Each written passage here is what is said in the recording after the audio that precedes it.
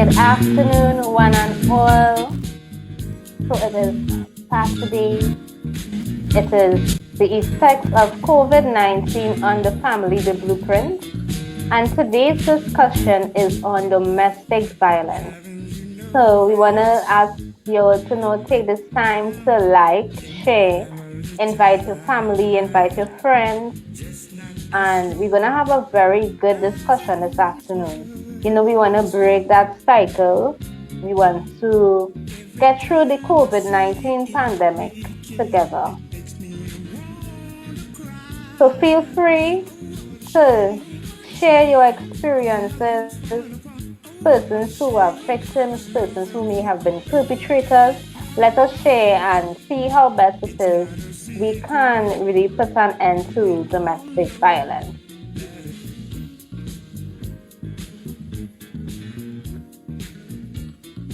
And this evening we're going to have somebody special on the show. Yes, you'll always hear this person in the background. So today we have a specially invited guest, if you want to say that.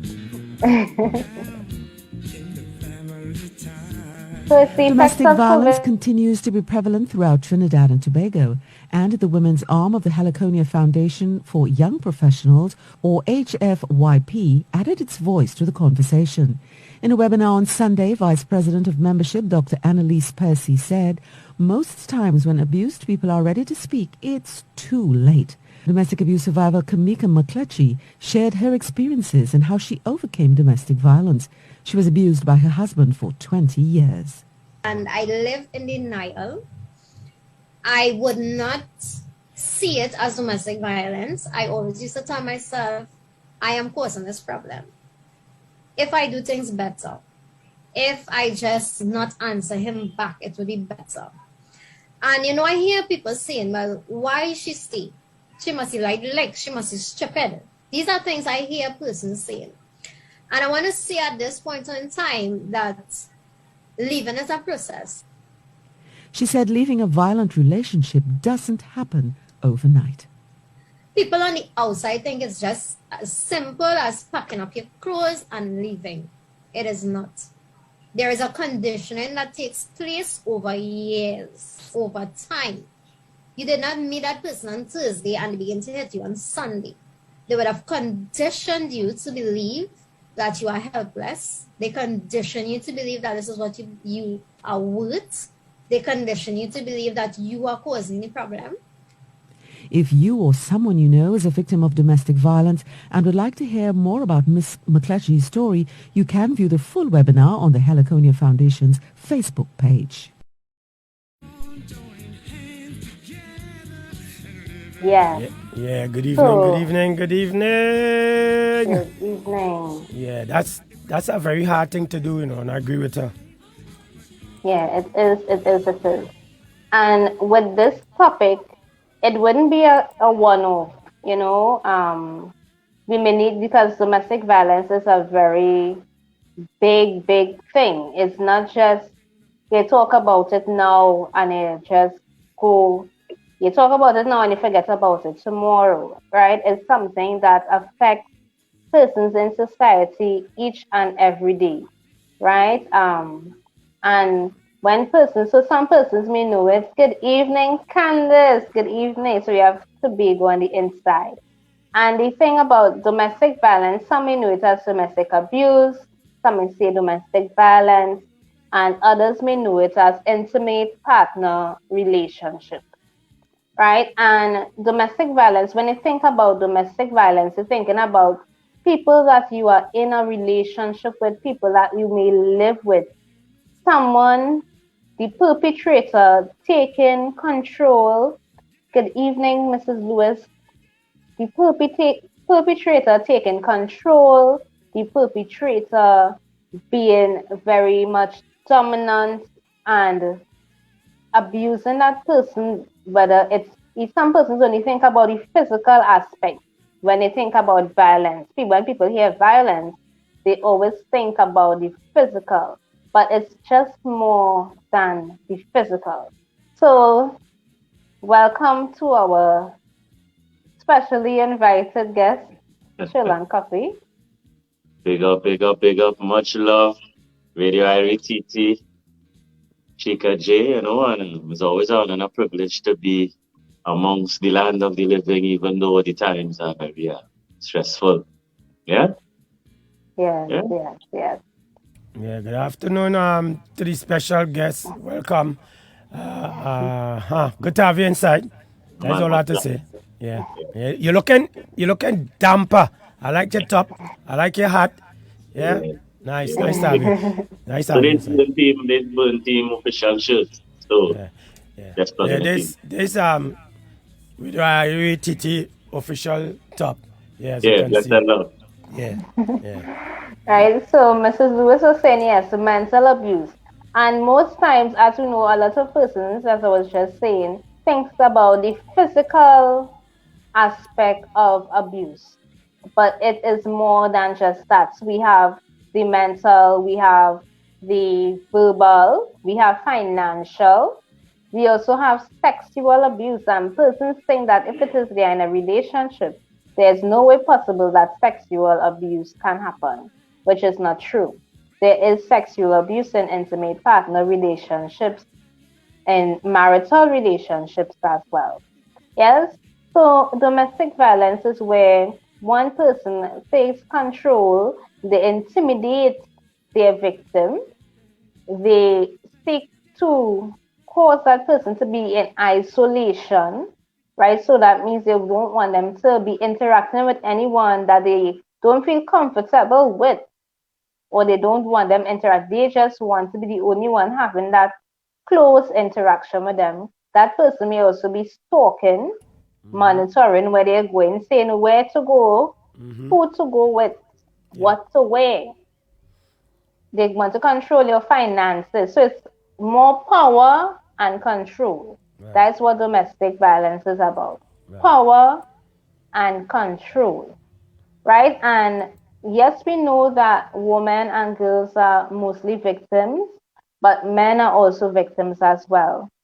Domestic violence don't have a color, it doesn't have a race, it doesn't have an economic background. Good afternoon, Kareem. Right? It doesn't have a socio-economic background. It doesn't matter your education. It doesn't matter your religion, your belief system. Anyone can be a victim of domestic violence. Yes, and some persons may wonder why it is someone may stay in a relationship that is causing them harm, that is causing them hurt, and that is putting their life in danger. And that, as Ms. McClatchy just said, when she was in that Zoom meeting with the Heliconia Foundation, she would have said it's not just today the person just started hitting you, right? It builds up. It's not a one-off thing. You may not even know. Sometimes 10 years after. So the first 10 years in that relationship, the person may have shown subtle signs, and you may not have, paid much attention to it, but then it becomes, it gets more serious. It becomes more life-threatening. And that is why it is very, very important to know these signs. So for those of you who are joining us now, the topic today is domestic violence. And if it is, you look at the bottom of the screen, you'll see that we have the domestic violence hotline, as well as the police number that you can call in cases of an emergency. So we have a video, a short clip, right, that will talk about the 10, what it may be, red flags, right? So you may now start off in a relationship, and it will have very little things that, you really need to pay attention to. This goes for the guys as well. You need to pay attention, right? So we're not forgetting that men also are victims of domestic violence. You want to make sure and keep saying that, because people only think about women and girls and children when we're talking about domestic violence. But we also have to remember the men who people laugh at when it is. That's why you will find that you wouldn't get them reporting the cases because they are ridiculed. Yep. when it is they make a report. Yep. Right, so we're going to take a look at the video. And when we come back, we're going to talk about, what in the things that, it will have the signs. We're going to talk about how COVID-19 would have increased the risk and increased the numbers for domestic violence. What are some of the triggers? What may lead persons? And it is a cycle, Domestic violence just don't happen. So sometimes when it is someone, the perpetrator, when they do look at their history, you'll recognize that they too would have been a victim at some point in time of their lives. They may have been a victim of child abuse. Yeah. Right? So let's take a look at the video. Yeah, we will look at the video, and I would ask that people try to go beyond what is deemed as the standard in which we weigh domestic abuse, because it has been studied a lot and we have a lot of information, but trying to get into the minds of individuals and then the adverse effects coming from like the children viewing the abuse and that type of thing. So we should try to get to the different angles in which we could undertake when viewing this abuse, because most of the time, as Chika said, it was women. It geared more on women as opposed to men. But I would like to find out what goes on in the minds of the person or the perpetrator or perpetrators of the act and acts as we move forward. So, yeah, it's your boy. Yeah.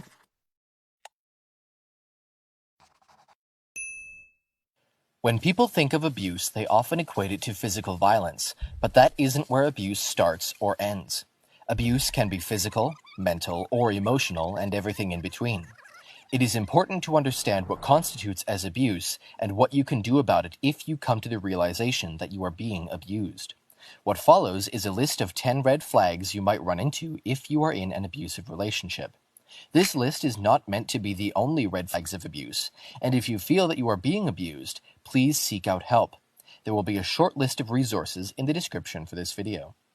Number 1. Controlling behavior. In many abusive relationships, the abuser will want to control every aspect of their victim's life. They might want to know who their victim is talking to, who they are planning to meet up with, or where they are going. This can even flow into them controlling what their victim wears, how their makeup looks, or how they carry themselves. Number 2. Humiliates you. This behavior is often done in front of other people, perhaps his or her friends, and is used as a way to keep their victim down. The abuser's goal is to make them feel weak and small so that the victim doesn't stand up for themselves. Number 3. Guilt trips. This is a method employed by abusers when they want to get their way. They might say something like, "If you loved me, you would or wouldn't do this," or "I thought this meant something to you, but apparently I was wrong." The hope is that the victim will feel bad for letting their abuser down and just give in to whatever it is they want. Number 4. Forces you to take responsibility for their feelings. The abuser will use this tactic as a form of manipulation. They may say, "You make me angry," or "You've done this, you've done that," as a way to make their victim feel responsible for anything bad. This is meant to push that victim to work on making the abuser happy at all times. The abuser wants to keep their victim in line, and making them feel like it's all their fault helps the abuser control their victim's actions. Number 5. Ultimatums. With ultimatums, the abuser is trying to get what they want by force without laying hands on their victim. With an ultimatum, the abuser might hold something over their victim's head, perhaps a child or even their home, in an attempt to gain absolute control over the situation. The abuser might say something like, "If you go out with your friends, I'll take away your credit cards," or "If you leave me, I'll kill myself." Number 6. Physical violence. If the abuser can't get their way with words, they can and will resort to violence. This can start off as small things like holding their victim's arms during an argument and lead up to completely beating their victim or even killing them. Hitting, choking, tripping, pushing, or throwing things are all forms of physical violence in a relationship. Number 7. A bad temper. The abuser might have a short fuse or just blow up over something that doesn't look like a big deal to anyone else. This isn't just a symptom of having anger issues, it is also yet another form of manipulation. The goal of this is to scare the victim into being subservient and obedient by doing anything they can to stop their abuser from getting angry. Number 8. Forces you to do things you don't want to do. This can mean anything from making you go to the movies when you'd rather stay home to making you do something physically that you don't want to do. It is another way for the abuser to gain control over their victim. Some might even find pleasure in watching their victim feel uncomfortable. Number 9. Constantly checks up on you. An abuser might employ this as a way of keeping their victim in line. They may demand that their victim text them at certain intervals while they are out, and can even request that the victim send specific pictures, like them holding up a peace sign or a selfie with the friend they said they were with. Number 10. Picking a fight. An abuser might do this to test your limits. They will want to know how far they can take a fight and see what all you might be willing to apologize for. They won't take responsibility for anything and will instead make you feel as if it was all your fault. Once the fight is over, they may forgive you right away, or they may keep up a cold facade to see what you might do to win back their favor. If you feel like you might be in an abusive relationship, please seek help. If you are actively being abused, call 911 as soon as you can and report it. There are also many options based on where you live as well. There are some links in the description for this video. So, what are your thoughts? Be sure to comment below if you want to see more content like this, and please subscribe to see more videos from Psych2Go. Thanks for watching. Hey everybody, I just want to give a personal thank you video for you guys for always supporting Psych2Go and making this all possible for us. Our vision is to make psychology as accessible as possible so that it promotes self-awareness and it helps you guys grow. However, we want to make more content for you guys and would love your support in buying one of these bracelets from our partner, Introvert Palace. Check out the bracelet, it's pretty cool, and it even includes Pluto. The link to purchase will all be in the description below, and I hope you guys have an amazing day. Bye!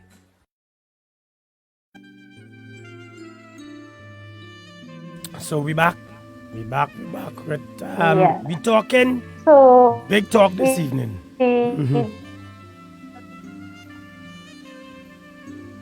Yes, so it's domestic violence. For those of you who are now looking on, thank you for joining in on the discussion. We hope that you all feel free to share your experiences in the comment section. We also want to say that we know that with the pandemic, domestic violence is definitely on the rise, right? For various number of reasons. Yeah. So we just saw that short clip that showed some of the things that persons may experience if it is they are in an abusive relationship, right? That's just something to start. Because as we mentioned, there's not just only the physical abuse. Some persons may not have experienced physical abuse, but they may have been verbally abused. They may have been emotionally abused. They may have been sexually abused, and even financially abused. Right? When people hear financial, how is this? Going to be financially abused? Yes. There is also financial abuse in relationships. And it's very, very subtle, right? That people may not even recognize it. Yeah? Mm-hmm. So in this pandemic, we know that persons are under a lot of stress. And when persons are under a lot of stress, they are prone to become, when we talk about stress, we talk about persons becoming angry. And we know that financials, when it comes to money, people, it makes the situation a very, quite tough. We spoke about during this pandemic with people being stressed out, they may turn to alcohol, they may turn to drugs. And drug use, alcohol abuse leads people to behaviors that can become very violent. And when persons are, let us say, drunk, people like to use the word drunk, they are, many times their inhibitions, it is really, it's really off. And they may become sexually abusive towards their partner. So they're stressed out, they're violent, they become sexually abusive towards their partner. Yeah. Yes? And because of this situation, they may even try to withhold funds And they may say, well, you sometimes what happened, one partner may try to have control of all the money in the home. So men may not even recognize that. Some men might say, nah, I just given the wifey or the girlfriend, let her handle the business. She's the accountant of the home. And not realizing so is the woman demanding that the husband, the significant other, give her the money and she's taking control of it. And he may not even recognize it. She might change PIN, might have a joint account. So I saw that Mike spoke about having joint accounts and all these things recently. And some people may not even recognize when they are being financially abused. Prostitution is like nothing. It's only when push comes to shove and they are in, maybe they have an emergency and they need the money to, whether it's to go to the doctor, to do a check, to do a checkup, something happens, they need to go to the dentist or whatever, and the person is withholding that money, or they need new clothes, they maybe want to treat themselves a little bit, and the partner say, no, this money is only for this. I'm only giving you the money for this, and then they realize how serious it gets. They may not even have access to a paycheck, right? So during this pandemic, we know that a lot of persons would have been a bit scared because some persons were already experiencing abuse and they thinking, okay, this is going to make the situation much worse. Where it is now, everybody in the home together. So when you're thinking, all right, the man going to work, it have the bar, the man going and lying by the bar. So he outside more, he not in the home. You're not feeling like you at least you have a little time where you won't feel like you're walking on eggshells. Or the woman at home, she always lying with the friends. And you're not feeling like you're walking on eggshells. But now, right through, you have to be walking on eggshells because you don't want to step on that person's toes. So some persons have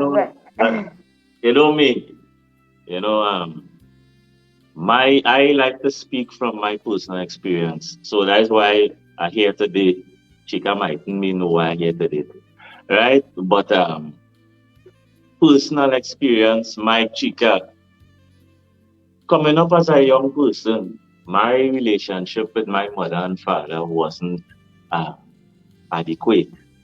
So looking at that video and still listening to speculatory words about abuse, I come from a place where I've seen it firsthand, right? And it is not as shallow as just control of the person or the money or even the points of frustration. I think it's deeper than that. It's a mental issue. Yeah, because my father was very hardworking. My father was he didn't like to control the money. He used to give, he didn't have that money control. But from the moment he was into construction, so from the moment he didn't have a job or he wasn't working as often, he used to turn to the substance of alcohol. So when we hear substance abuse, it wasn't really based from, let me say, liming with the boys. It was a way to dull the senses, right? And when my dad dulled his senses, that was it. So listening to the video and listening to some of the information that people have about abuse in the home, living in it is different to speculating. So I could say that, one, before that type of stress came on my father, he was a proper man. Seeing about the home, taking care of the kids, working hard, giving the money. He wasn't a big lime at the day. But the moment his trigger was he couldn't provide for the family, he wasn't working as often, he would now turn to substance abuse. He would turn to the bottle. And when he turned to the bottle, everything used to change. And it had one thing in the video when the young lady or the young man was saying, look, you see what you make me do?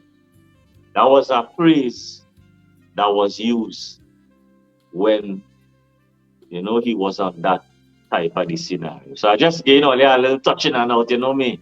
But I am just sharing from the experiences I have gone through and not kind of speculating. Yeah, and your story is not unique because a lot of people go through what you have gone through, especially men.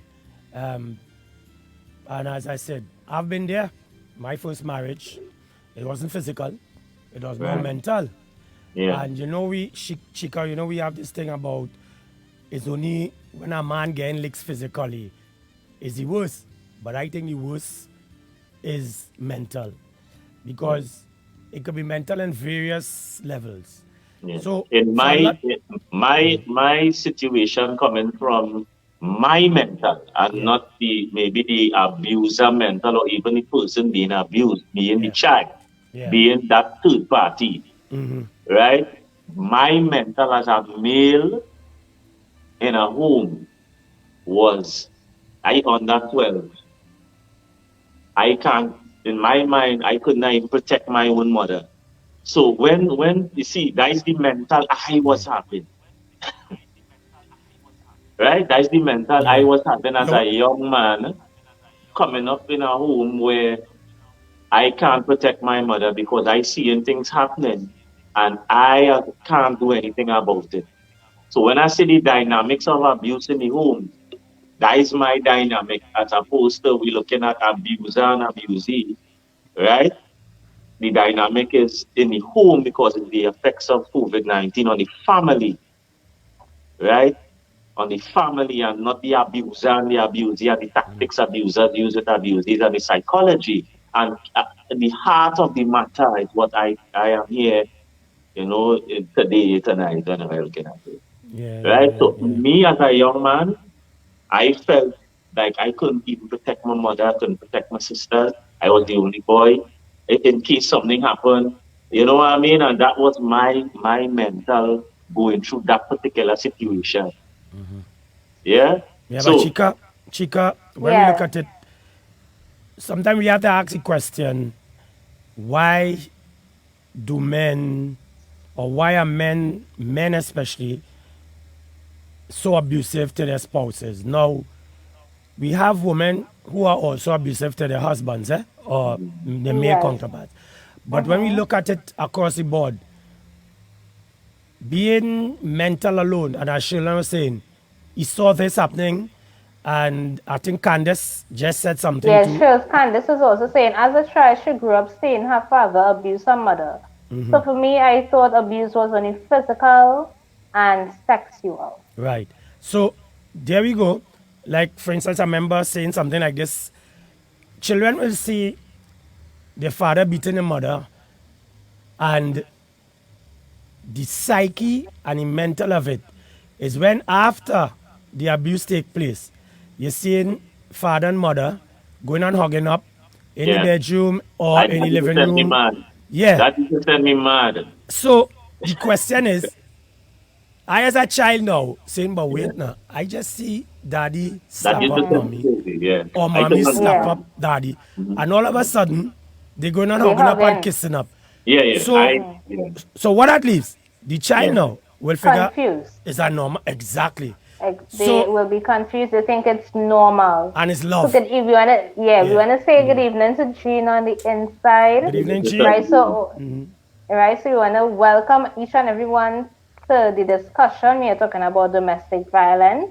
Right. So we will have different perspectives and different views. So we have the side, the abuser. One, they may be seeing it from a different angle of why it is they do what they do. The victim may be wondering, all right, this is what I'm going through, this is what I'm experiencing. Persons don't know why it is I'm still in this relationship. And then, of course, we have the children who will be witnessing the abusive, the violence, whether it's verbal, whether it's physical, sexual, or even financial, right? And that too affects them because then they are coming to learn behavior, right? So Everyone has so somebody may see it and say, nah, I don't want to treat my mother like that, or I don't want to treat my father like that. And then there are others who will mimic those type of behaviors when it is they enter into relationship. And they may not even understand why it is they are behaving the way that they are. Yeah, correct. Yeah. And in most cases, sometimes the woman will go into a relationship and there will be domestic violence against her, but now she is saying and remembering, wait now, I used to see my father doing all of this, I used to see my mother doing it, and it's a form of love. So sometimes they believe the hitting and the abusing verbally is a form of love, whereas it's not, because that's what they saw, that's what they grew up seeing in the home. So that's another danger of it all. Yeah. And it's a cycle. And it's a cycle. It is a cycle. And then there's, we have the honeymoon phase, and then there will be the tension. So you may meet someone and everything is nice, everything is wonderful. And then they realize they start to see certain behaviors, and then they may get violent. So they may humiliate you, they may threaten you, because we're talking about that verbal aspect. Or they may rape you, and after that they realize that they do that for a period of time, then they apologize, then they make up, and they're thinking, okay, things going back to normal, that will last for a little while, and then the cycle continues again, and it keeps going like that, right? So it's not a today for tomorrow, it's a whole build up, right? And what happens sometimes, persons, they may be really a good person, they may start off without even showing any signs or anything like that. And Lion just give an example of, his daddy trigger was when it is he's out of a job, that used to, really trigger the abuse. And that is the case for many persons. There are triggers, and that's where I think the victims blame themselves, because they may think that they are the one to trigger the abuse, right? And it may not, I don't want to say it may not necessarily be the victim that did or said, or say something that will make the person become violent. It could be something at the workplace. So sometimes persons come with stresses from on work. We have bullying in the workplace, and because the abuser may want to now gain back that power and control, because they want to feel powerful. They look for someone who they think is weaker than them, and then they may abuse that person because they're looking to seek that power and control, right? So persons may be abusive for many different reasons. So we know that the cap doesn't fit one person. It's not a one size fits all. Persons are abusive for various reasons. So we can't say, well, this person just wants power and control over their victim. Sometimes it's a stressful period in their life, and that is what may trigger. And then there may be many stresses, so that when the stresses come, that cycle continues. Because domestic violence is a pattern of behavior. It's not just a one-time thing. It's something that is very much continuous, right? So it's not today and nothing happens after that. Good evening, Kenton. So you have Kenton on the inside. So it's not just today alone. It's something that is continuous. So when we're looking at abuse, it's something that goes on. It goes on. That's why we say it's a cycle. So what about? Yes? So how can we as a people come to a solution of all of this? Is it a thought? Is it something that we need to start teaching our children from a young age about domestic violence, the effects of domestic violence, and not wait until they get into these situations and we say, if we did know, we should have tell you. How can we go about now with this generation that we have now, teaching them? Should we start running programs? Well, I wouldn't say that there are no programs. There are programs that teach, on domestic violence, on child abuse, on sexual abuse, what to look for so that, the information is actually out there now. So, for example, Ministry of Education, the social student support services, the social workers, they will have like parent and education workshops, and they will deal with different situations that will affect persons in life. So they will deal with sexual abuse, they will deal with bullying among sibling rivalry.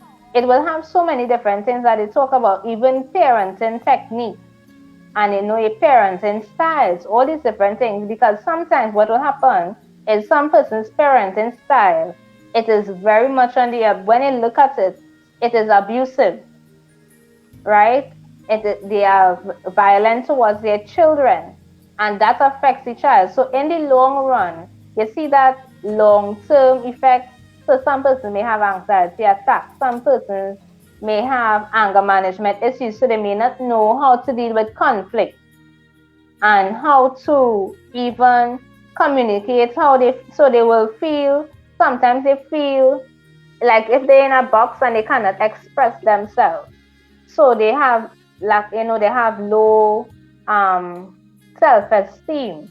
It affects them holistically, right? This is so the child, the victim, right? They have this feeling of, they just don't have any power. Worth. They don't have no words. No, they have no word. They have nothing. Yeah. Right? So the self-confidence, self-esteem, everything is low, right? Or they may be a very aggressive person. So some person might be like, oh, this person is so aggressive. Yeah. And that's really like how they grew up. They grew up, and because of the way that their parents brought them up, they are very aggressive. Or how this person is so negligent, like they don't care. They have a don't care attitude, mentality, and attitude, and even behaviors. Yeah. And that is because of what it is they experience. So when it is parents going through, and they'll say, why it is they staying? Think about the children. Now you'll hear a person say, think about the children and leave before it's too late. Yeah. But if you are the victim, you don't know what is in that victim's mind, because what happens, the controller, somebody will say, okay, so let us say this person's in a relationship. They will say nobody else will love you like how I love you. Mm-hmm. Or you wouldn't get anybody better than me. Yeah.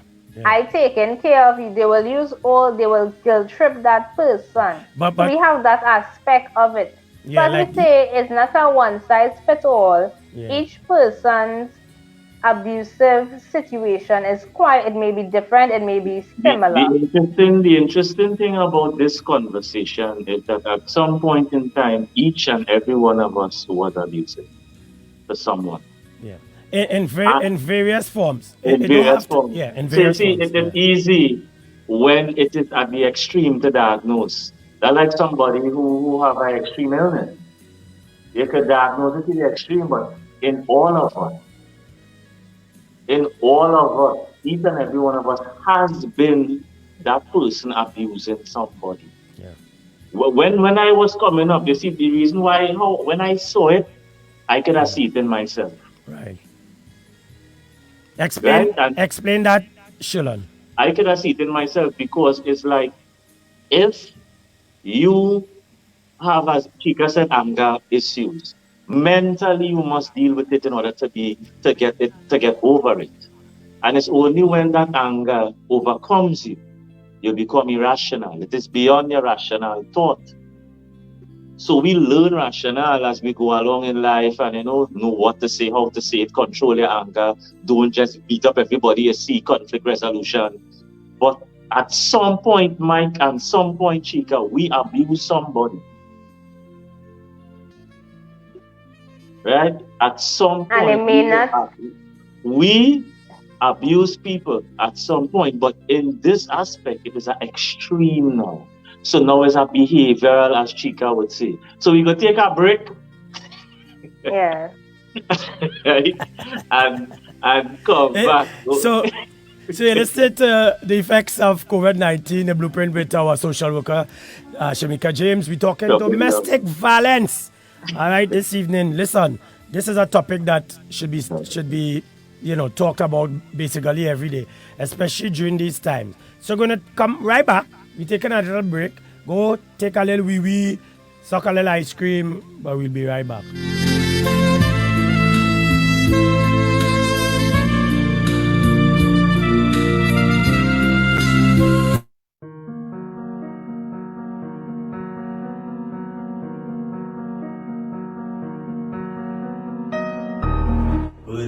TV is about merging.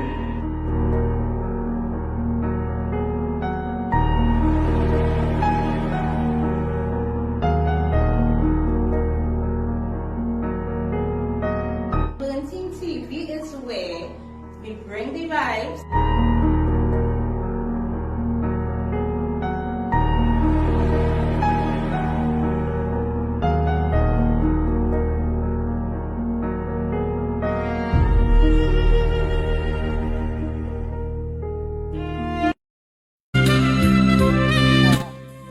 So we are back.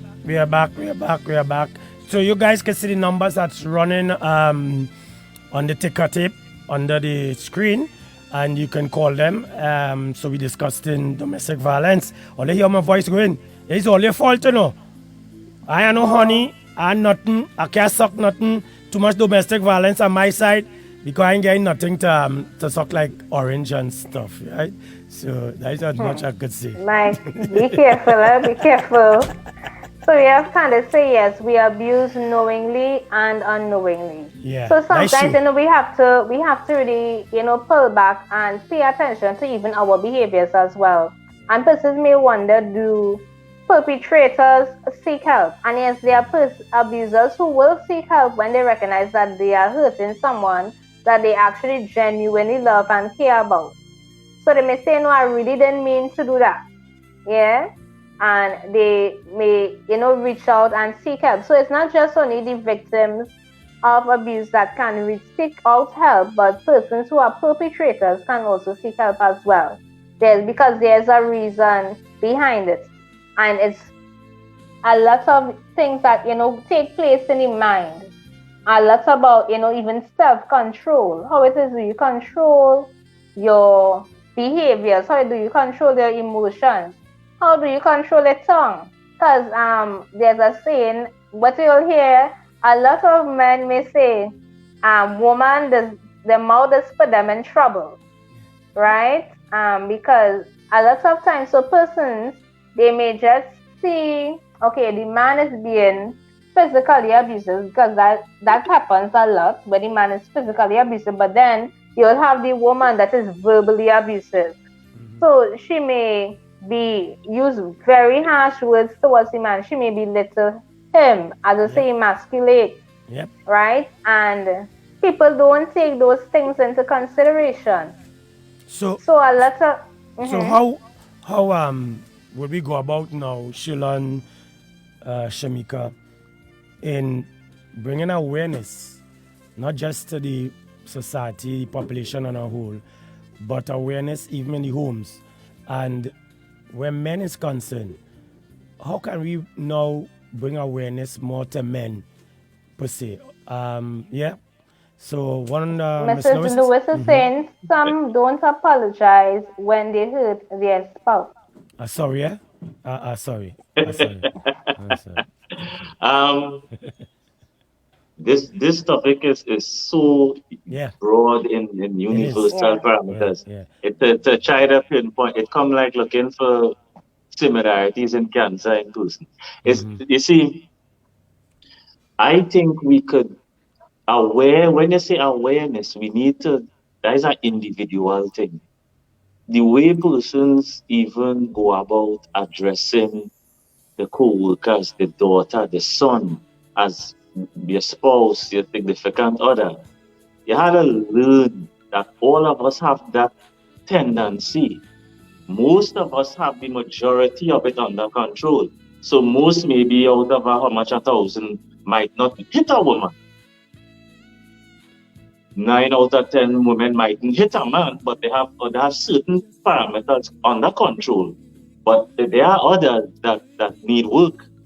Yeah. So when we're talking about awareness, we have to figure out, I have a short temper, right? I from long time, right? For whatever reason. But over time, because I'm aware of it, if you don't know you're an alcoholic and you need help, you can't fix the problem. True. So to bring awareness in persons need to say, hey, I have a temper. If I get vexed, I'm going for a run. I'll go in the gym. I will find some way to use up that energy in a positive way. And I did that from when I saw what was going on, because I could have taken a different route. Right? As a child, I was impressionable. People just say, I grew up in a bad neighborhood. That is why no, that is where you choose to be. I grew up seeing all the badness. I grew up seeing abuse. I grew up seeing all the drugs. I grew up seeing guns. I grew up seeing everything. And I never took that path. I went to the age of basketball. I took my energy as a young person and I went and joined a basketball team. For myself, nobody didn't send me. My mother didn't send me. My aunt, my sisters. So because I saw that that was something that could have carried me down a path that wasn't right, I decided to make steps. So when we say awareness, we, all of us, need to look at ourselves and say, hey, my mouth hot. She have a hot mouth. It have people that just misspeak. Like if the man talking to you, the woman might interject before the man finish, and then with a kind of condescending tone, that's irritating. Yep. Right? That's irritating to a man. I irritated me. Right? Too. Me too. Right? So it have things in us when you're partnering up, because we're talking about abuse in the home. Yeah. Self-awareness have to start individual before you even look for a wife and a husband. And the problem with people today is they're partnering up and they're husbanding up and they're wifing up for all the wrong reasons. Maybe they had a child. Maybe mommy wanted to get married. Maybe you don't want to let the woman leave and the next man get through. But if you're not aware enough inside, you can't partner with any woman and the woman can't partner with any man. Because you are not yet complete inside. You have not yet made yourself aware of your flaws. If we ask ourselves what our strengths, we know. But do we be honest about our weaknesses? And do we speak about it? That's true. So sometimes we know the flaws, it's just that we don't want to address them. We don't want to acknowledge them. Yes? So yes, Sharon is saying have to do with your mind. So yes, there are things, we are the ones to make those choices. Do we choose to? We know that if you're belittling your child, you're belittling your partner, you're belittling your parents, because remember, we have elder abuse as well. I mean, abuse is a whole, it's very, very wide. Very. Right? Mm-hmm. So, as we said, it's not just about the physical, right? Sometimes people, it's like, I don't know if they recognize, if they numb themselves to the hurt and the harm that they are doing on others, because it really, really affects the mind. And you see, when it could reach to that person's mind, some people say that person know how to trip that person off, some people just know what to do to throw you off guard. That is what happens in a home, or what happens, in families and in relationships. Some persons just know what button to push. Yeah. True. Your wife and your husband does know the best. The wife, he does know the best. But you know something, we talking, we'll talk. That's what we do here at Radio Ari, TT and Burn TV. For me, let's say this year and I have a little disagreement. It will take me hard to raise my hand. Even for my children mother, I've never raised my hand. Right. I think one of the things we need to do and understand too, I might use this word, but it might be used in a wrong context. Suppress. For me, I tend to walk away in a silent, not in a corner. For instance, all right, the radio station. If the CEO and I have a little disagreement, which we hardly have, but it's just more normal thing in a relationship. You try to make sure you put the thing in the right order. So what I will do, Chica, I will come in the studio and sit down, put my headset, just to calm my distress. Instead of raising my fist, to say I go want to hit her. But the thing is, how many men have that kind of control? That's the problem. Not much men have that kind of control. The control aspect. You see, that's what I'm saying. This is the foundation of life. You see, if I cannot control your behavior. Yeah. So when we say statements like, think about the children, think about who you're harming, I can't control your behavior. And that is the issue in the home. Because you've already partnered up, you have already made kids. And now you have this unit. Right? And what you need, women and men, at the end of the day, you have to make a decision. And it boils right down to decision making. If you are in a partnership that is abusive, you have to make the decision to leave. Yeah. And leaving. And everybody, nobody doesn't want to say that because you do not know the one day, the unlucky blow, the mistake they make, and something happens, and you make the news and you have to take it. And I think too, correction, as the young lady was saying at the top of the show in the video, it took a little time before she could have left because you had children. Yeah. I always say to women, yes, children, but then what comes first, your life or the children? Because sometimes you can leave and you could also save the children by leaving. Yeah. Because the abuser, as you just said, could one day get up and say, here we're gone. I had enough. I get rid of you. I get rid of the children. So sometimes a woman have to understand when you're in a domestic violence relationship, the best thing to do is to walk. Yeah. Because it may save the children's life also. Because I'm Chika, you know that. I want to add to that. Yes, that is true. So you know how she said she was in that relationship for 20 years, right?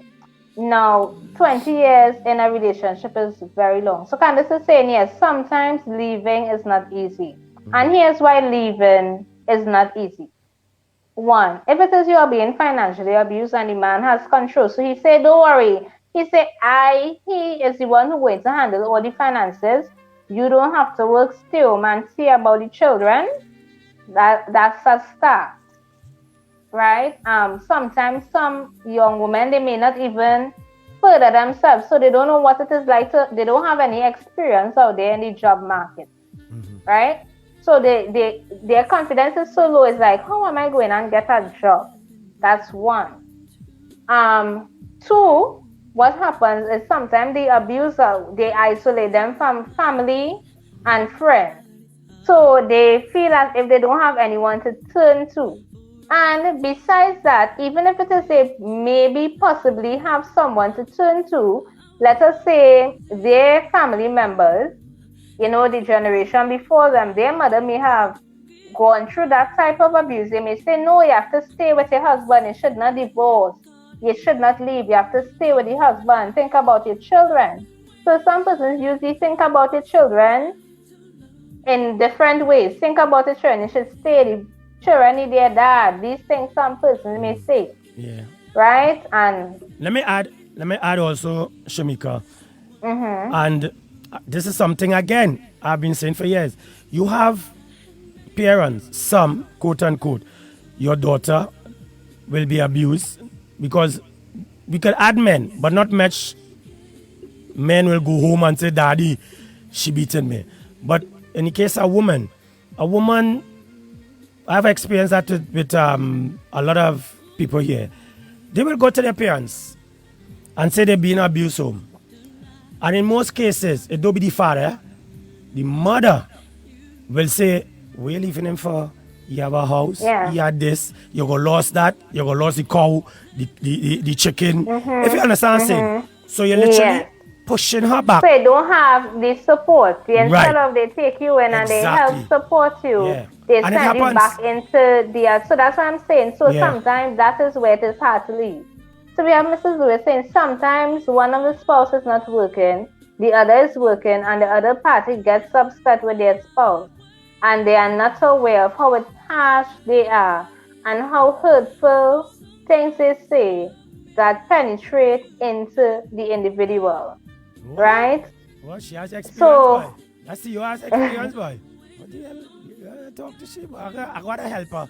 Right? Yeah. The spouse supposed to know the other half and make up an apology should be accepted, right? So what she's saying is that, okay, so sometimes the person who is not may not be working is the one who is the abuser, and they may not even recognize that they are being abusive towards the party who is working. So it might seem like, this person is being ungrateful, they are belittling. So it's a lot of psychological and verbal abuse taking place.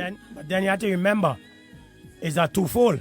So even though I understand what she's saying, just like many people will say that, we have to understand it's also a twofold too. So sometimes, or let's say, we're keeping it balanced. We don't want to have here and one here. So there must be balance, because even though somebody is not working too, either a man or a woman, you will go through that. I experienced that in the UK, in the first years of living in the UK, my first marriage, so I know what she's talking about. But at the end of the day, the other party have to understand that it's not always about money, but the other person have to understand the mental stress that sometimes that individual going through too. So even though you're talking about you're not working, and even people who working can be abusive to the ones who not working. So we have to keep it balanced. It can't be a one-sided thing. I've been through that. Right, so we have Candace saying, yes, sometimes the abuser pretends well.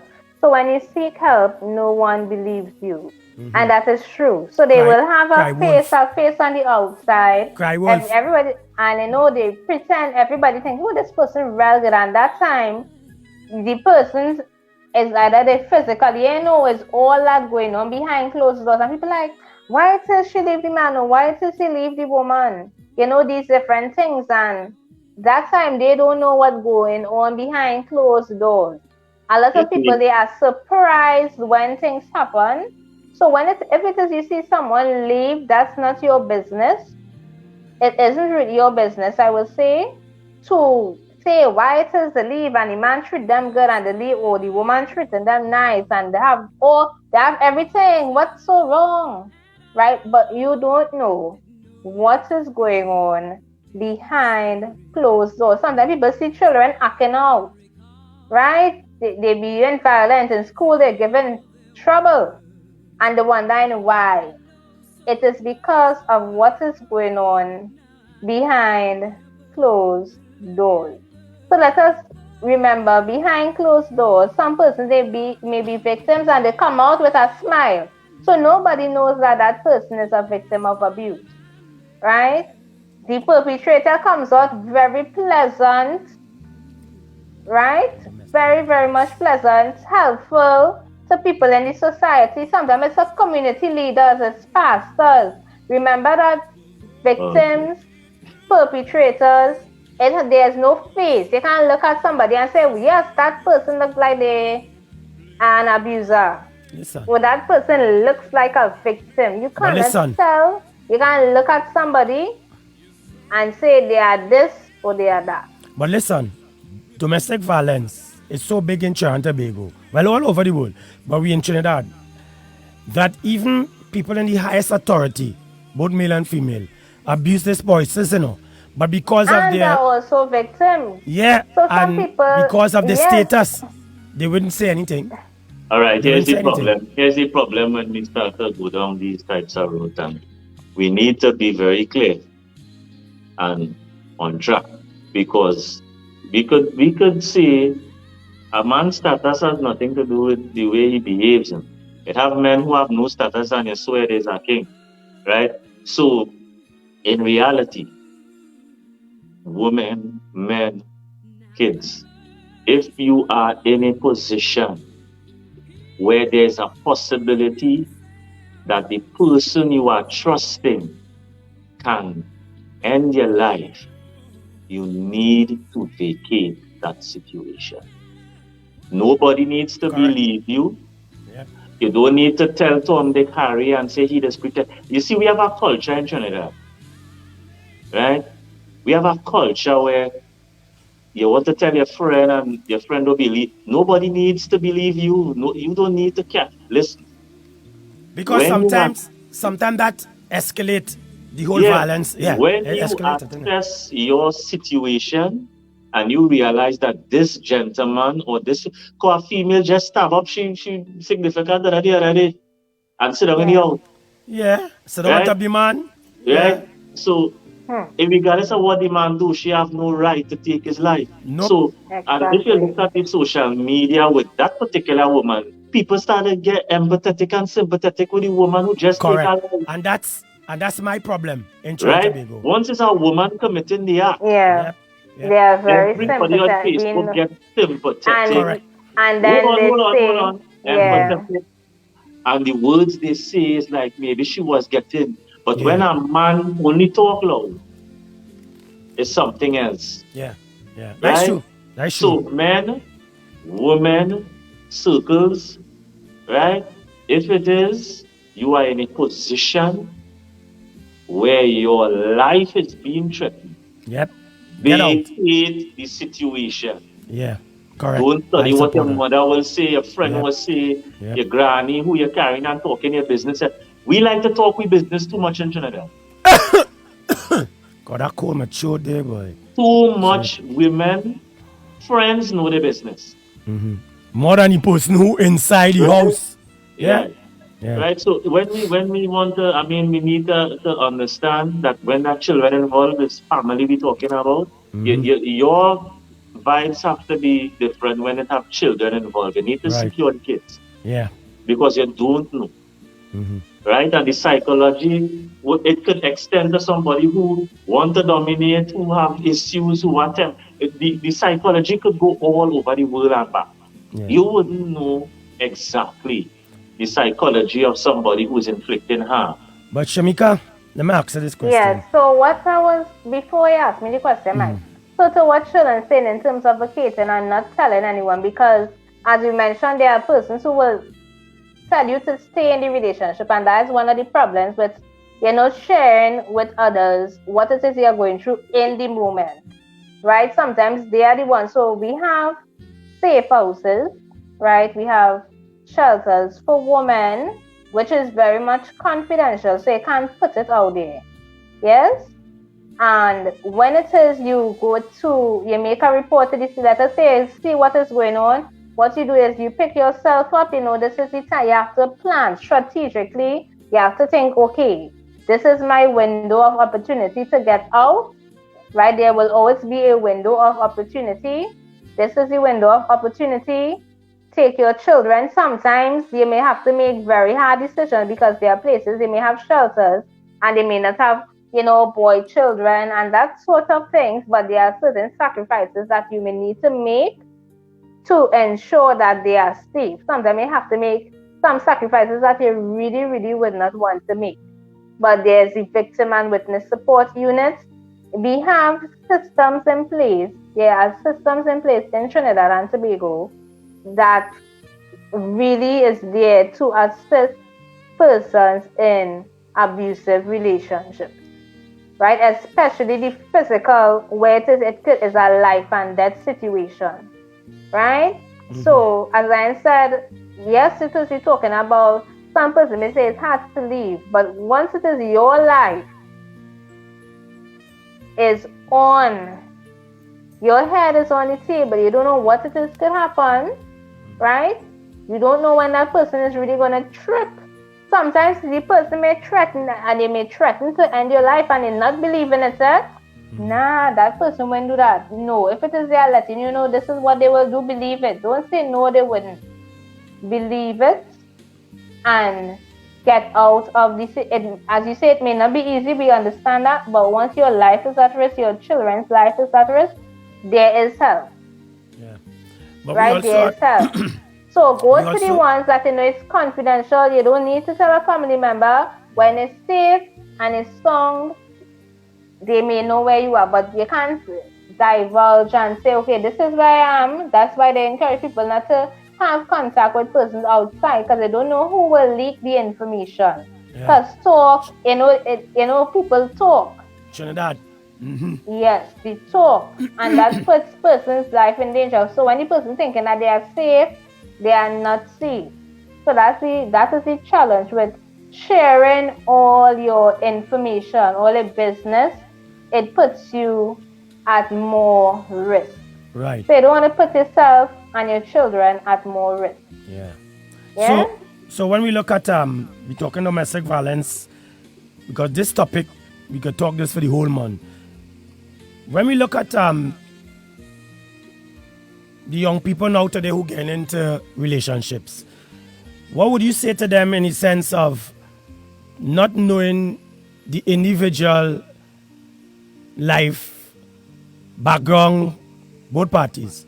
Is it necessary or should come compulsory for both parties to investigate their family past? Because sometimes we get into relationships and we don't know what that individual has been through, both parties, and they bring all the luggage, pack it in the cupboard, and after you find something might trigger them off, and it's then when they start to unpack the luggage and realize who the person really is. What do you think about that? What would you advise people when they come into that part, especially in relationships? I wouldn't really say is you now get it. The person now coming out with their true colors, right? As I said, there will be triggers. So sometimes when persons get in relation, it is not mandatory and it is not necessary. You know, sometimes persons say the past is the past, and some people can leave things that happened in the past right there, in the past, right? And what happens is sometimes if it is some persons divulge, this is what happens. The person turns around and says, nah, I'm not going through that. What if they behave this way? And that time the person may not even behave in that way. Or even a young woman who may have been raped.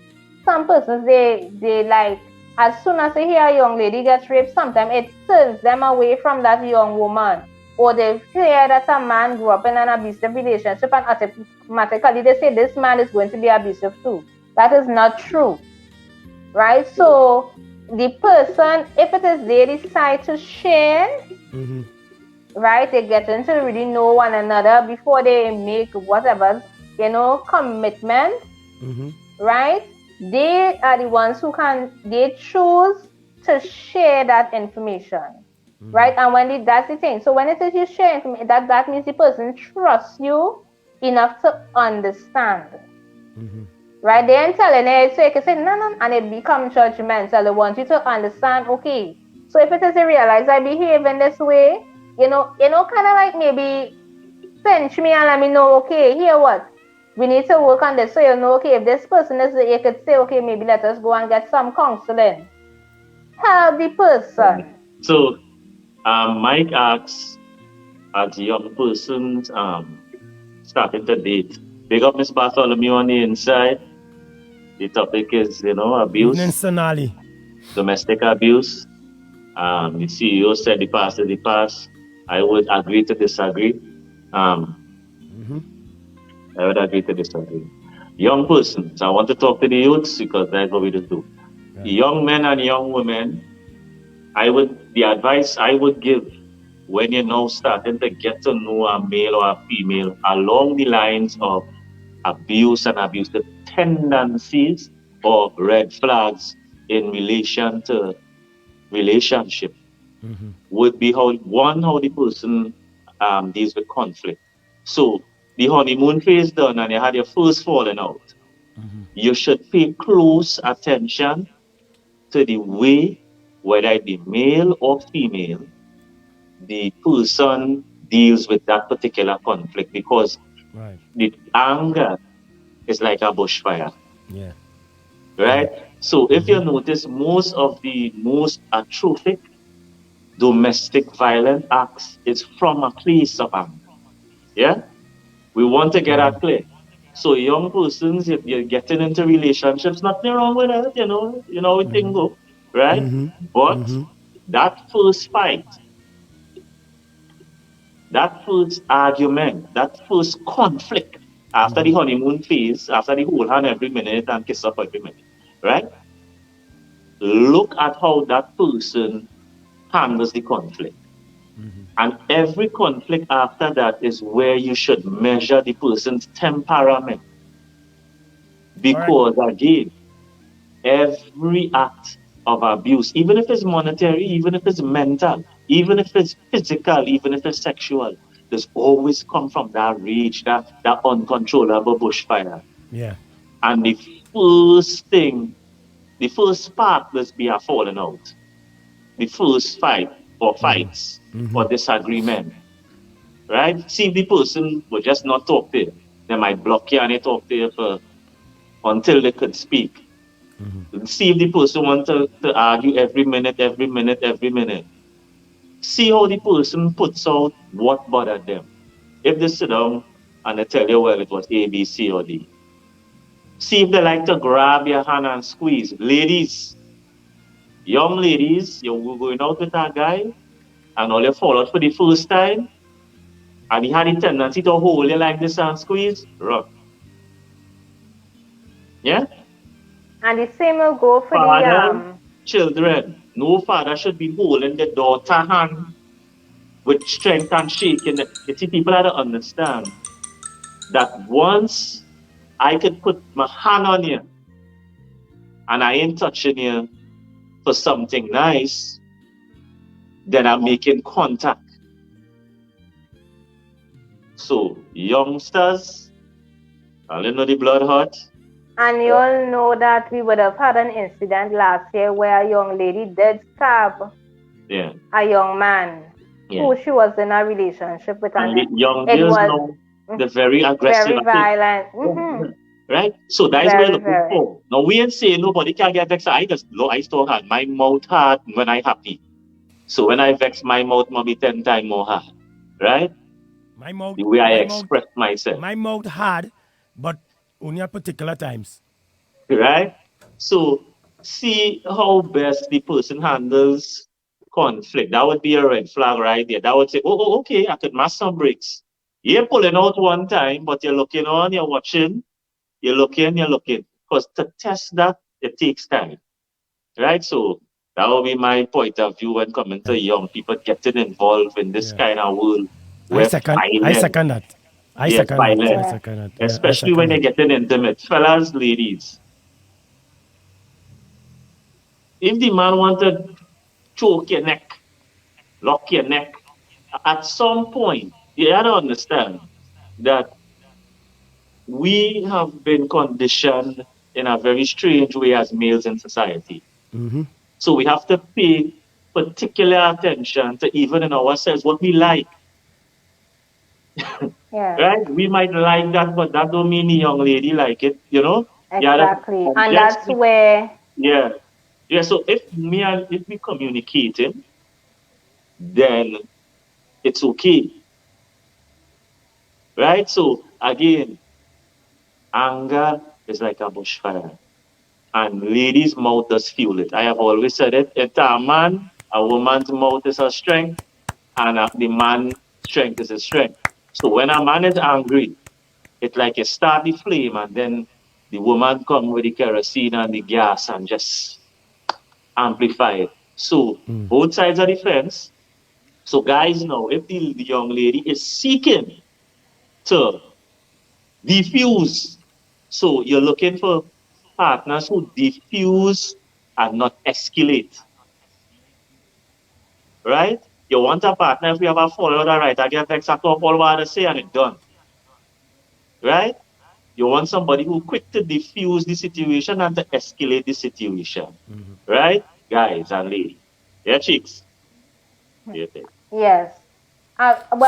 So we have different ways where it have some persons try to avoid conflict, but conflict does meet them, right? Like I mentioned, diffusing. Some persons, what they may try to do is not respond because they're not sure, how to respond in that situation. And that could either be, some persons may see that as diffusing, and some persons may see it as escalating the situation. So I think knowing it takes time to get to know someone.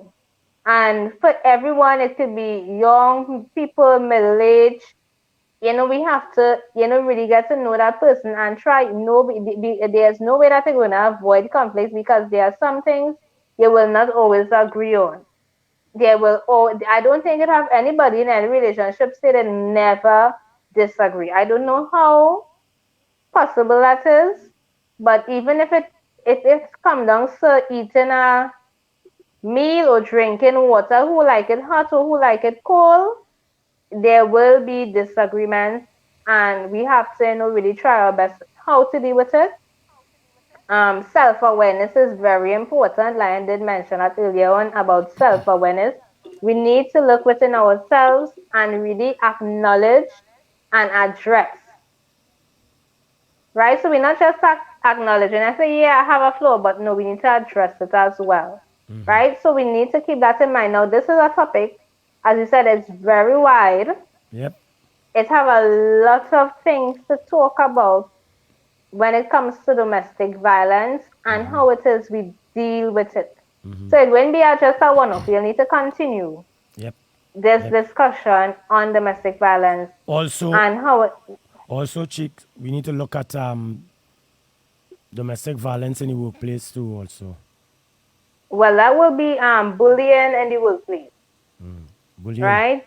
Yes, bullying in the workplace. Yes. So when people hear bullying, they only think about children and children, intimidating others and that type of thing. But it happens amongst adults as well, right? It do happen amongst the adults. What about family members outside of your personal family? You mean relatives? Exactly. Yes, some person, as we said, the Trinidad and Tobago culture, it is very much where everybody's up in everybody's business and who thinks this is the way you should, whether it's raise the children or this is the way that you should run a home and this is the way the wife's supposed to be or the husband's supposed to be this particular way, right? So we have a lot of that, and sometimes we are the ones who encourage the behaviors. Yes, Good evening, Candy. Yeah. She says sexual harassment in the workplace is an important discussion too. There's also sexual harassment in the All the workplace. ladies who like to rub man arm and touch the sit down next to them, put your hand in the And neck. I wanted to say something. So when Laya mentioned about men choking the woman when it comes to sexual activity, right? Sometimes the partner, they may want you to engage in sexual acts that you may not be comfortable in. If it is, listen, if a man says stop, it also means stop. So people will be like, how it is a man could get raped? I have all the descriptions of how men can be raped. Men just get raped? Yes. Yes, men do get raped. Just as when people like to say when someone says stop, it is for both men and women, not just the woman alone. Both men and women. So let us be mindful of that. And that's the psyche. And that's what we have to try to break, especially in Trinidad and Tobago. That taboo mentality, if something happened to a man, it's okay. But when it happened to the woman, it's not okay. Yeah, we need to really come out of that. Yeah. And let us not abuse on our whole. We put on, you see, to me, I have an issue with labels. You see, when we start to label certain things, it don't really do much in labeling certain things. Because the abusive behavior, it starts from within ourselves. So as we said before, we need to be aware of what is going on in ourselves. Yeah? Yes, definitely. Right? Aware, acknowledge, address. So and remember, people, let us not just comment section. So, Candy. Mm-hmm. Very interesting. Yeah. And let us not only wait to diagnose abuse on the scales of what society would deem it to be. We have always diagnosed abuse on the scale of a woman being beaten home or raped or so you're not only not addressing or reading what the CEO say there? Yeah, she wants to know who raped you. She did Shrilan did ask, you know, who Yeah. rape you? Yep.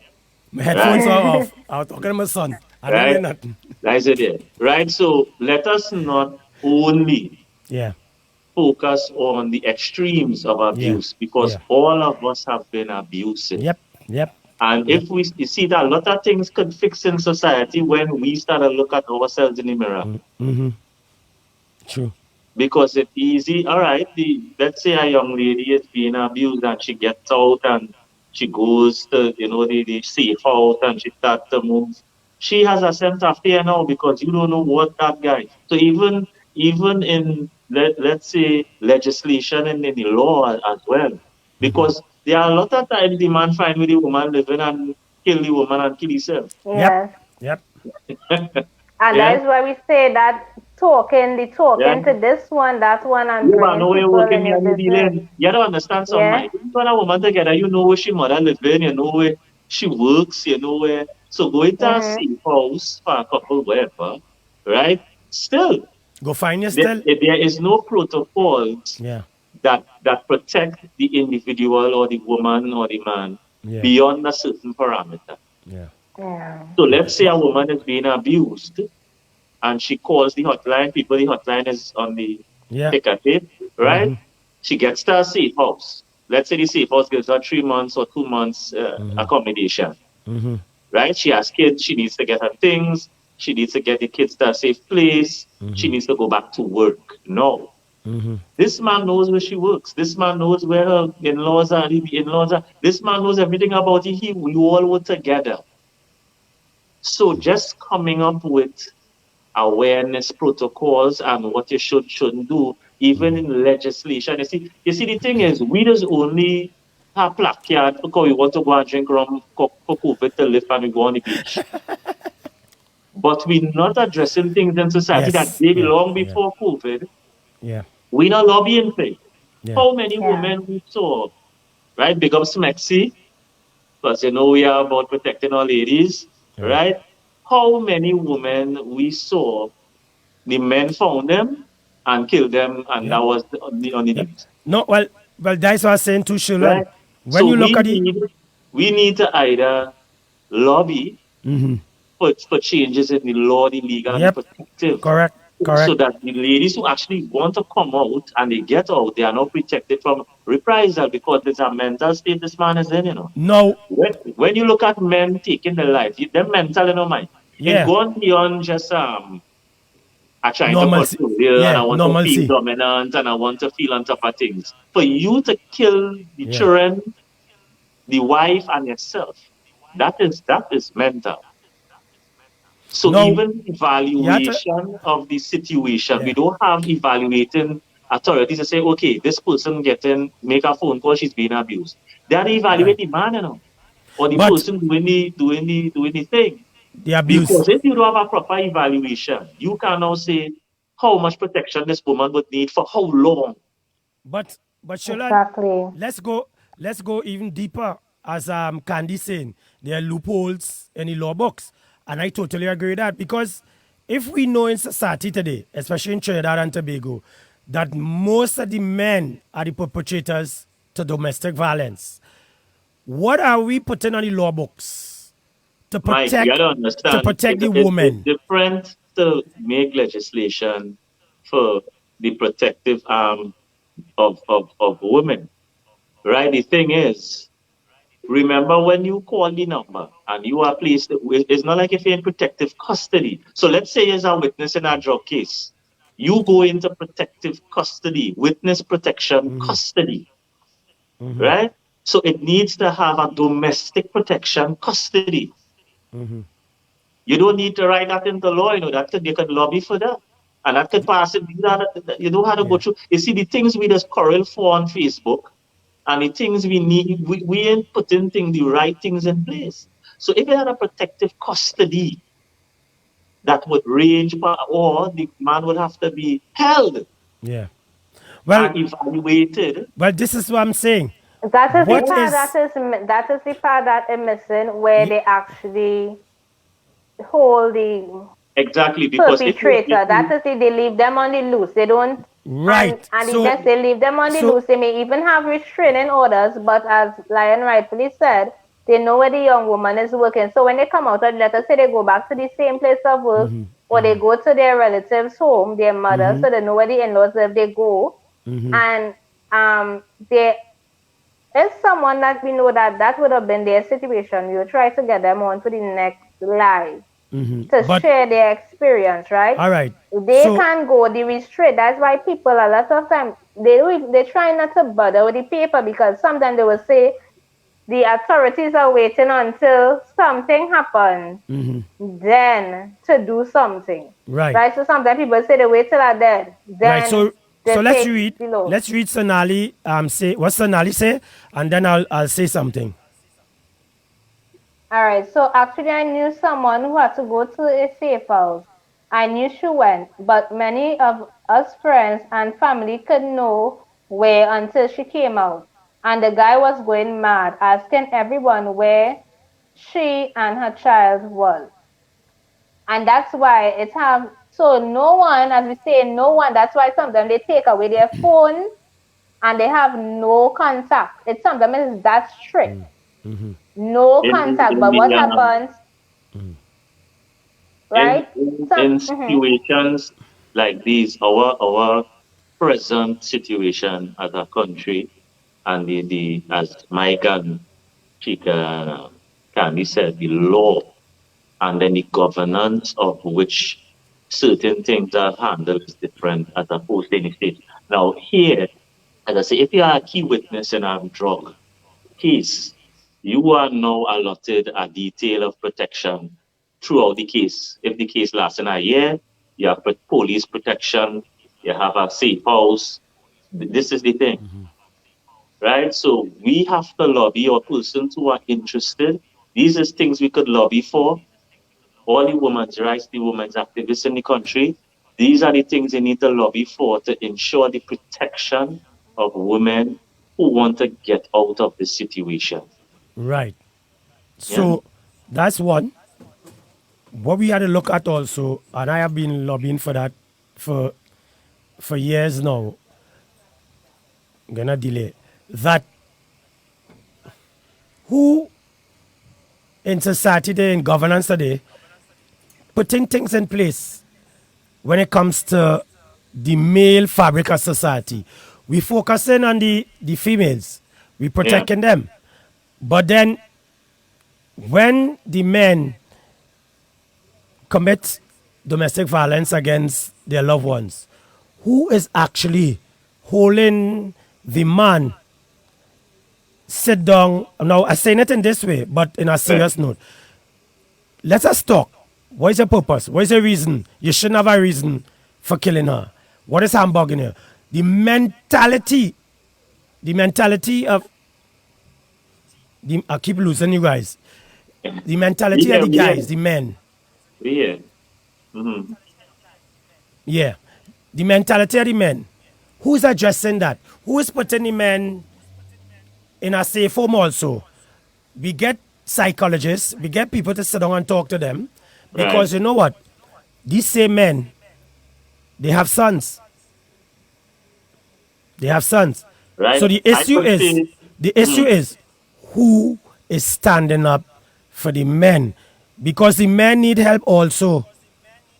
Yeah, so just as the women, you know. What I'm saying is that, as you said and Chika said, Candy said, when the woman, let's say the woman makes the call and the man has an issue, it don't have any stipulations where you can say, all right, you're putting the man in tin dance for 24 hours. Do you have a holding? You hold him for 24 hours. You do an evaluation. Then the woman is placed in a safe house. She has protection. She has to get an escort to go get her things, the clothes, the children. You see, it will take a lot to protect one person, Mike. She can go take a lot to protect one person. Yeah? But we had to do it. And if they don't have anything in place for that, this is what will be the continuing factor. Now, let me tell you something. You know, as a community fella, as a community guy, let me tell you. On our side, if you deal in a girl down by week, and you come to check she and all you fall out and we hear your voice talking her, you can't talk to she had in the area. You understand what I say? You understand what I say? The community. I'm not talking about police. Yeah. Police have enough to do. We have enough police, trust me. What I'm telling you, we don't have True. enough police. Here, I'm telling you, we have enough. When we in the area, it's a community. Sometimes the community could stand up. Yeah. You have right as a community, you know, like we have neighborhood watch. Yeah. It's a thing is called neighborhood watch. Wait as if a stranger in your area, you could stop, hey, who is you? And you could call the police know you have 10 people in the neighborhood watch and you could call and protect your end, right? But you know, Sheldon. But you know, Sheldon. On my end, if you dealing somebody and you come down in the back and you making noise and one looking like a problem. Yeah. So you know when you're coming down in the back, you have to behave yourself. Yeah, but you know too, the downfall in all of this. This is my comments and not the comments of Radio Ari and Burn Team. The downfall in all of this and the question, I even asked the Commissioner of Police this question. I even asked the Prime Minister the same question when he came to the UK. Right? When you look at the fact that we have men per capita committing domestic violence, we talk about protection for the women. We have so many women groups in Trinidad. When it comes to male and male, now you and I will talk because we're on the same page. Yeah, yeah. But when it comes to a man talking to a man, or he goes to a police station and he makes a report, and the police officer saying, we hear this all the time. Boy, who's the man in the house? Who's the man in the house? Boy, go and deal with share. That is what police officers will say. Yeah. My Some question, officers are not trained. right? to deal So with those that's matters. why I'm not going to say this. And I said that to the Commissioner of Police, Mr. Gary Griffith. You need to set up some form of training, because I personally don't think that our police officers are trained to handle domestic violence. They are not. Listen, Because listen.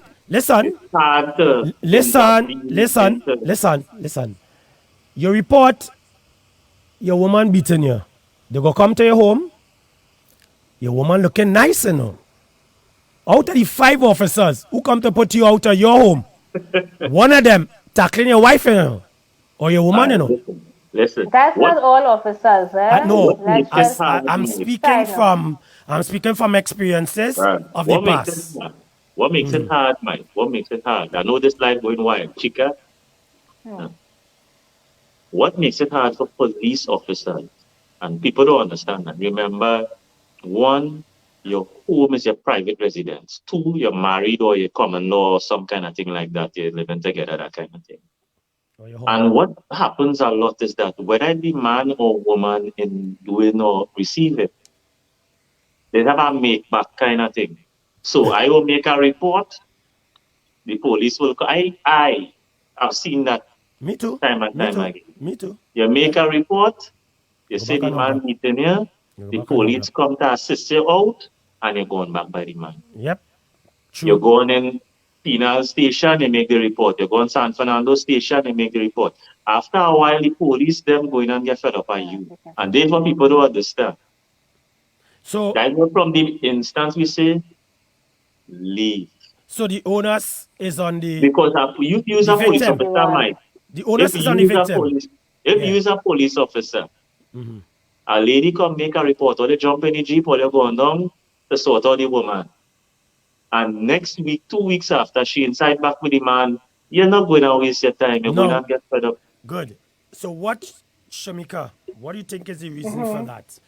Like, for instance, the video we run to the top. Yeah. Where the young lady says she stayed so long to leave. Yes. It have women, they make reports. It even have people in the community may even make reports because they are seeing that this person is a victim and they will cry. They may ask, or some, I remember a good, maybe 10 years back, where a woman said, I just wanted the officer to talk to my husband. I didn't want him to rough him up and beat him up. So that's why some persons don't even try to intervene or assist others, right? So it is based on the individual.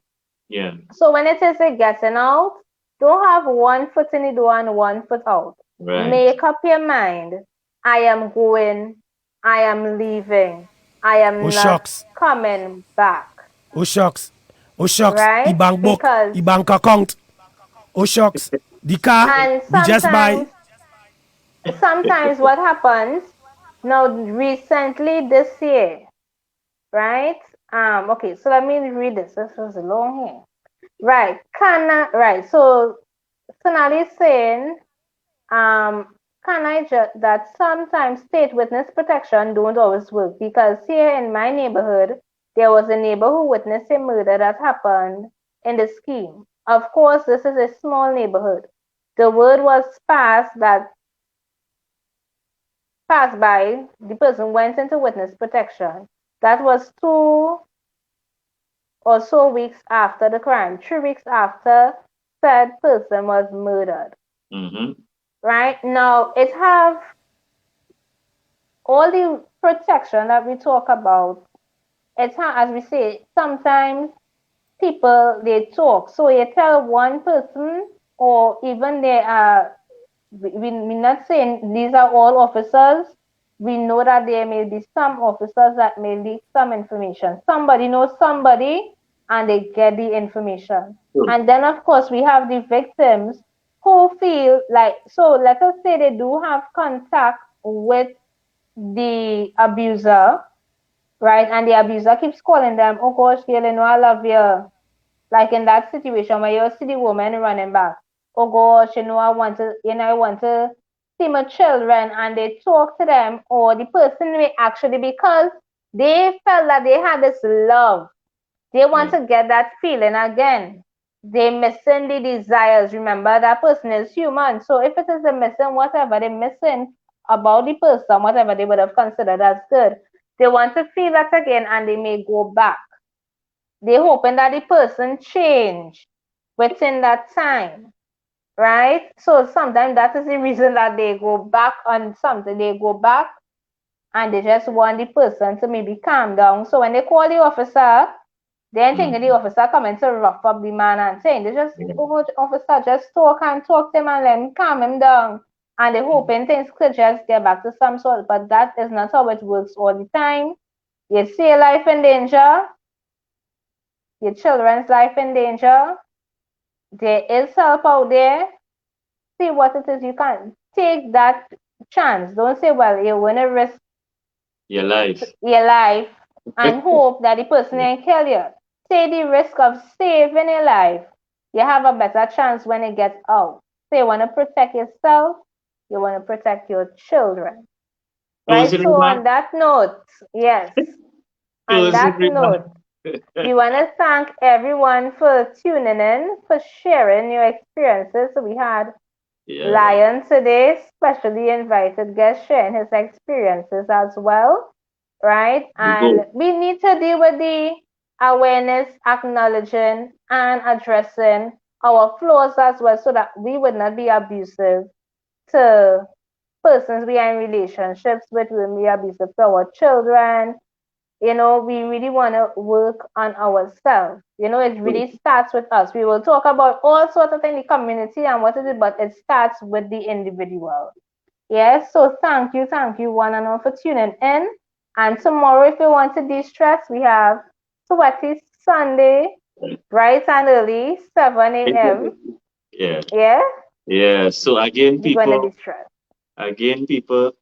we cannot control the actions of others, but we can improve ourselves. Yeah? And when we bring up on the boy, right? So we wrapping up, Mike? Yeah. We wrap it up. Any last words before we go? Yeah, I go get licks tonight. Should I Right, report that good. as domestic violence? Make sure and pour their track pants in the morning. We going now. We good. Have a good night. All right. Run some music there, Mike. Love.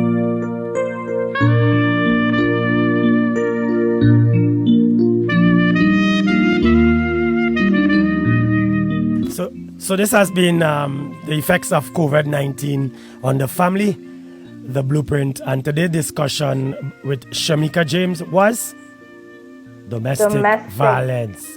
So you can look at the numbers below. The domestic violence hotline is 800-7283 police 999. Hey, we missing numbers there. That's what we put. Because if Alright, it is in a serious situation, they call 999. Quick on the draw. All right. So, guys, have a good one. This topic will have a part 2, 3, 4, 5, 6, 7, 8, 9, 10. Guys, have a good night. Catch you all.